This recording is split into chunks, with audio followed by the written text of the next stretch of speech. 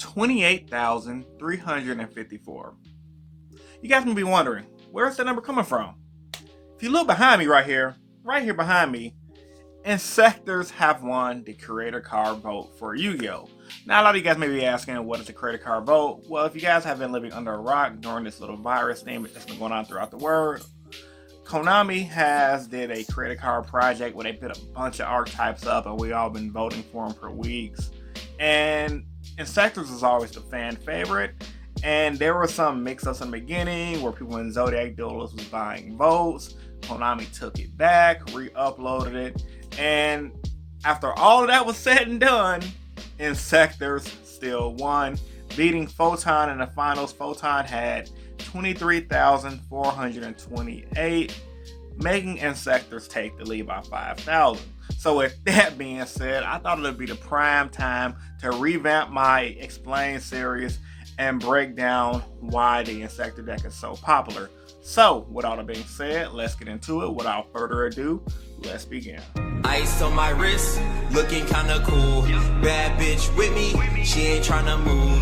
Niggas staring at me, what you tryna do? Got me looking at my watch, and it's time to do. Starting by saying, where did the deck come from? What is Inzektors? Well, pretty much dating back to January of 2012, Order of Chaos was released to the TCG, and during that time, it was pretty much two decks that came out in that set. You had Windups and you had Inzektors. Windups ended up being the better deck of the set, simply due to the Windup hand loop, which is very popular. If you guys want a video for the Windup hand loop, post that in the comment section down below. We can go back to memory time and go for the deck I played at the time, which is Windups.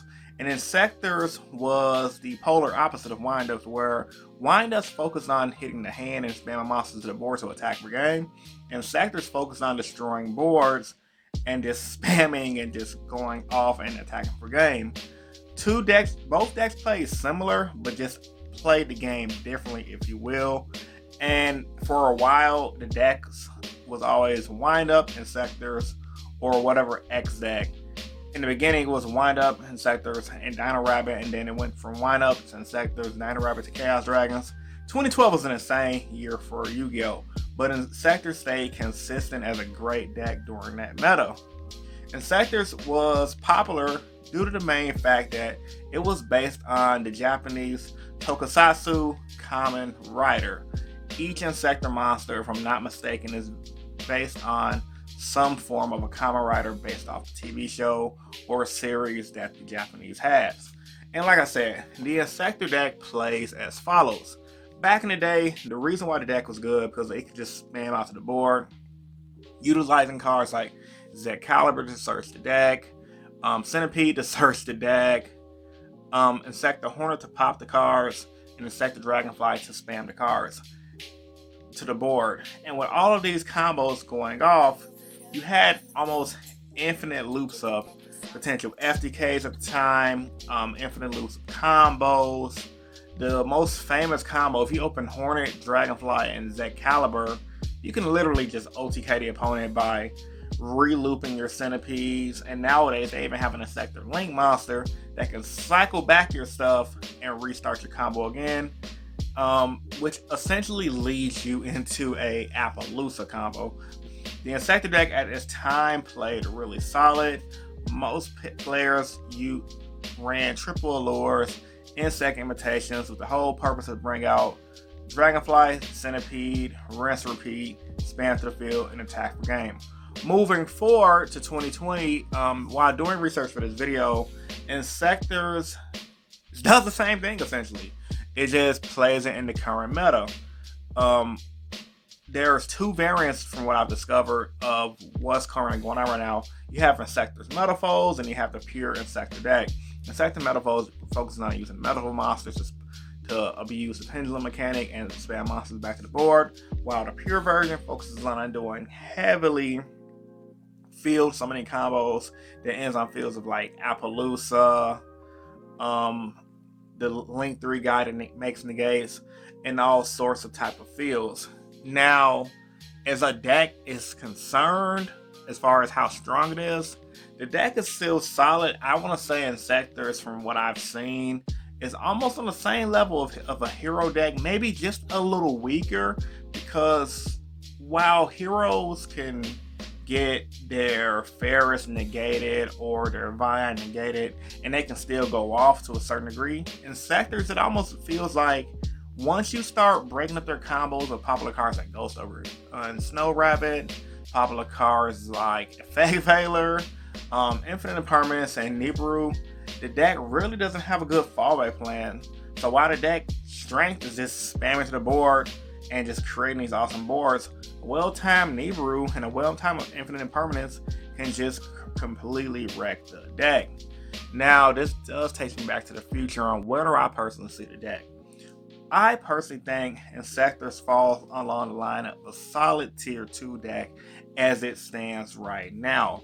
And that's just going based on how the current meta is. The current meta game, we've gone past of just allowing decks to just spam to the board and attack for game, or allowing decks to just pop cards on the field to top the game. A great spamming deck example is Heroes and Goki, decks that popped cards on the board.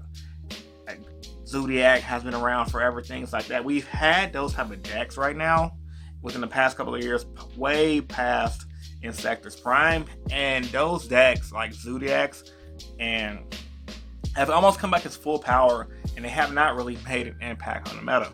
Currently, as it stands, Inzektor as a deck is back at full power. When the vote for the Konami thing is very important, because that just goes to show the players for the credit card project is really going to focus on the deck's biggest weakness, and that is just not being able to play through hand traps like most other decks right now. Because in my opinion, the deck is, when you really look at it, it's really easy to break.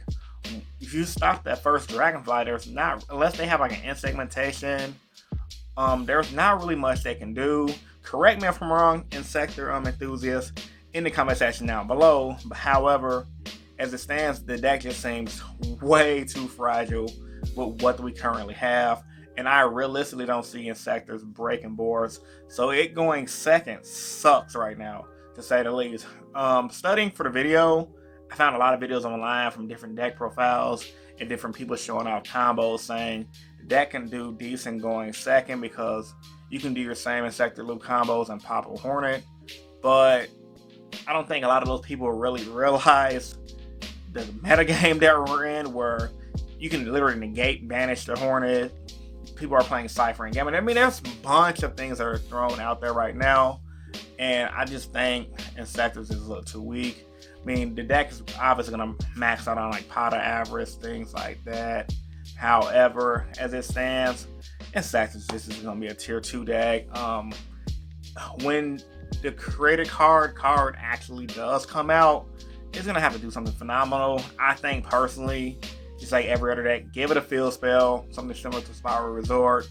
Give it a monster that can kind of recycle itself, that does not rely on an entire Inzektor mechanic, and I think it can do good. Ultimately, at the end of the day, it's a solid archetype. I was a big fan of the archetype myself. Never played it, but I just love the design because I am a big Kamen Rider / Super Sentai fan, which is partially the reason why I run the hero deck. So, this was Inzektor's explained in detail. Post your thoughts and opinions about this video in the comment section down below. Like the video if you're new here, and subscribe for more boys. This is Rogue here, and I'm signing out. Peace. See you guys in the next one.